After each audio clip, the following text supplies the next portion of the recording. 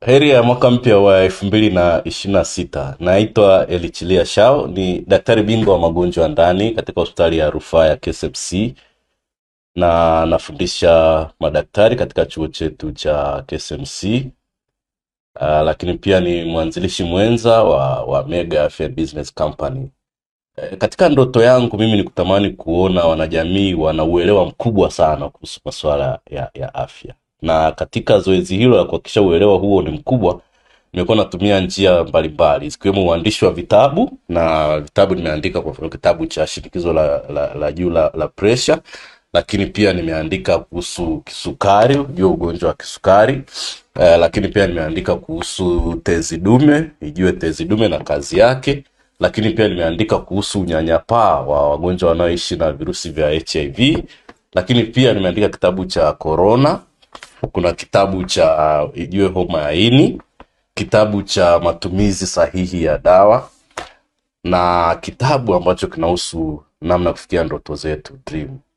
Lakini kwa mwaka huu nimeanza zoezi jipya, kwa sababu mwaka jana nilikuwa nafanya mafunzo ya kisukari kwa makundi maalum ya watu ya WhatsApp yenye watu 1500, na nilikuwa na siku 275. Nimemaliza jana siku ya 275. Namshukuru Mungu, lakini pia nashukuru wafuatiliaji waliokuwa wanafuatilia elimu ile kuhusu ugonjwa wa kisukari. Sasa kesho tunaanza makala nyingine ya ujue ugonjwa wa shinikizo la juu la damu, yani pressure. Na hii itaenda kwa siku 360, Mungu akitupa uzima. Na ni kwa nini tumechukua shinikizo la juu la damu? Ni kwa sababu kwa dunia nzima, kwa ripoti za mwaka jana 2025, tuna zaidi ya watu bilioni 1.5 wanaoishi na shinikizo la damu duniani. Na katika hao ambao pressure zao zimetibiwa na zikakaa sawa ni milioni 300 mpaka 320 tu. Hao wengine wote hawajatibiwa na hata wengine hawajui.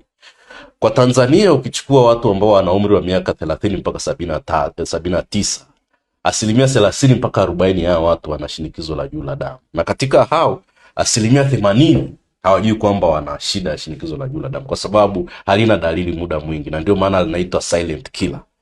Lakini pia kwa wale ambao wanajua kwamba wana shinikizo la damu, walioko kwenye dawa ni asilimia 50 tu ndio wanatumia dawa. Na katika wale ambao wanatumia dawa, asilimia 25 tu ndio ambao pressure zao zimekaa sawa. Kwa hiyo wao wengine wote pressure zao hazijakaa sawa na wako hatarini kupata magonjwa ya figo, moyo kufeli, lakini pia kiharusi au stroke.